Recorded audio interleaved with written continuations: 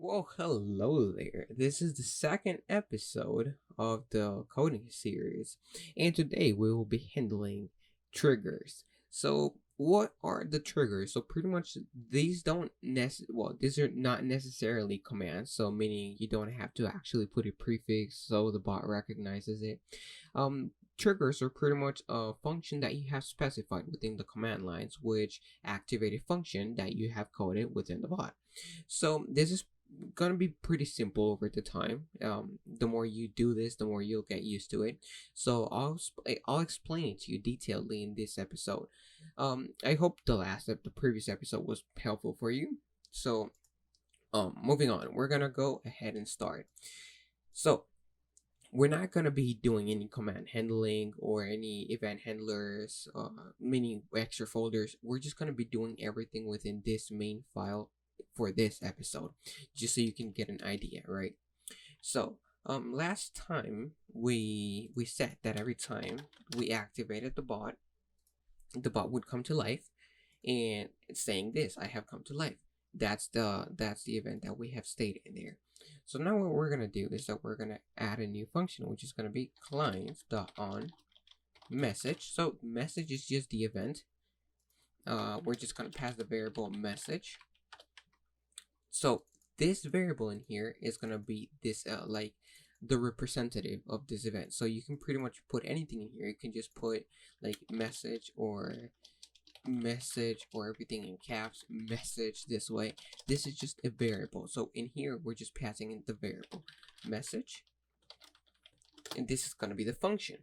So client on message, meaning every time the client, this bot, detects the message sent in any channel, then the bot is going to activate this function in here. So client.onMessage, we're going to make it console.log a message has been sent, and we reactivate the bot. So what this is going to do is that we just console logged the response. So every time the bot logs a message, it's gonna log a console message saying a message has been sent. So let's just send a message. A message has been sent. But if the bot didn't have permission to see this channel, then the bot wouldn't recognize the message, and the bot wouldn't send a console log. So in this case, we can just play around with this and say, for example, on message.reply, hello there. Oh, hello there. So every time a person says, every time a person sends a message and the bot recognizes the message properly, then the bot is gonna tag the user and reply saying hello there. For example, just like that. Oh, okay. So an easy way to fix that is by doing the following. So we're just gonna type in here, if message.author.bot return. So what are we saying here? If the author of the message is equal to bot, then we want to stop the function from running. So we're gonna try it out again. We're gonna clear node. We're gonna delete everything from here. Braining. Oh, it just looks weird.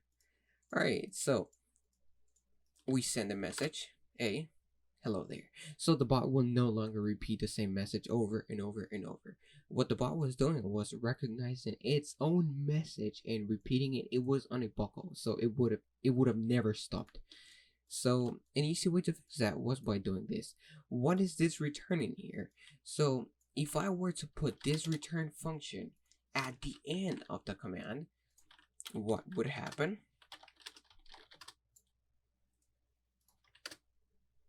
The bot would keep on doing exactly the same because we're not stopping it from doing it. So if we stop it, oh no, we're just gonna clear it again. So you must specify this command line at the start of this function if you are doing something similar than I'm doing right now. Why? Because the codes are read from the top to the bottom. They're not read from here to here and then here. They're not read like that unless you have an actual an actual way of doing it. For example, stating variables which can be modified by the bot itself, but that's a little bit more advanced. So we can just play around with this. It's pretty simple, to be honest. We're just gonna create a new const. Let's say const outdoor. This can be anything. You can just rename it to everything, to anything you'd like. Const outdoor is equal to message.outdoor.id. I'm just gonna put it that way. And in this case, what we can do is message.channel.send. So message.reply and message.channel.send are different because message.channel.send will not mention the user. It'll just send a message. So hello there. We're just gonna run it again. It just sends a message, as you can see. So now what we're gonna do is that we're gonna send we're gonna put some variables in. So for that, you just gotta use the backticks. Just make sure to use the backticks. So you put a $sign and you put this brackets in here and you put outdoor. So outdoor, in this case, we're just putting in this variable. So hello there, outdoor. So what this will do, it'll just state the ID. It will not mention me. It will just say my ID. So it's just saying my ID. If you wanna if you wanna fix that easily, you can simply put the outdoor variable within this special characters in there.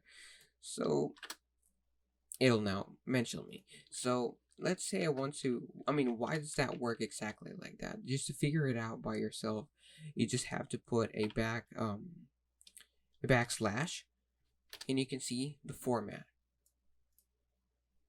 So that's pretty much what it's doing. This thing is being recognized as the outdoor variable.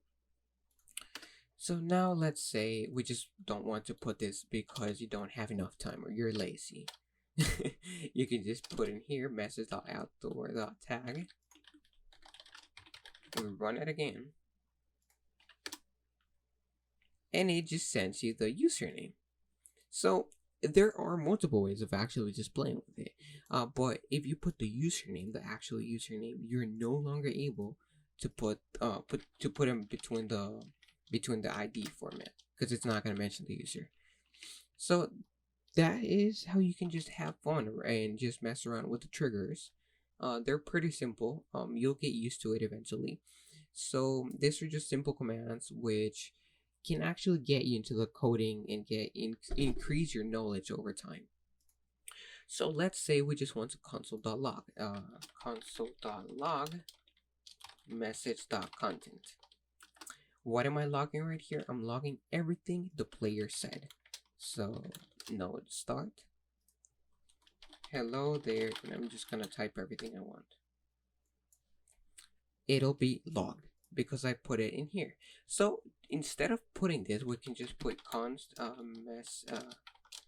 message content.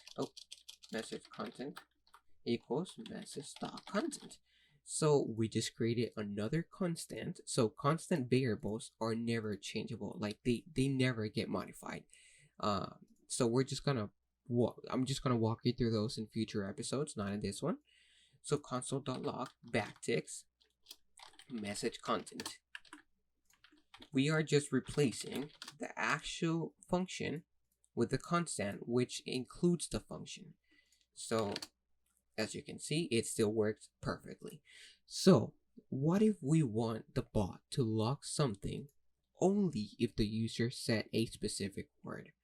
We're going to delete everything in here, and we're going to put if message content is equal to hello, then we want the bot to return a message dot channel dot send hello there. Backticks hello there, outdoor. So what we're saying here, if the message content, the message that the player sends, is equal to hello only, then the bot will return a message saying hello there, and the bot will stop right there. Not the bot, the function, the command, the message function will stop right there. So if we say hello, it must be in caps, by the way. Hello there, brain codes. And if we say anything else, it won't work. Because if the bot does not equal to hello, then the function just doesn't run. So let's say if the message is not equal to hello, so this thing in here, these two signs in here, or these two special characters in here, mean if not, or if it doesn't. So we're just gonna clear it again, node, and everything we say, the bot will respond back, because it does not mean hello. But if we say hello, the bot will not respond back, because we told the bot not to do so. So if the message content is equal to hello, we do that.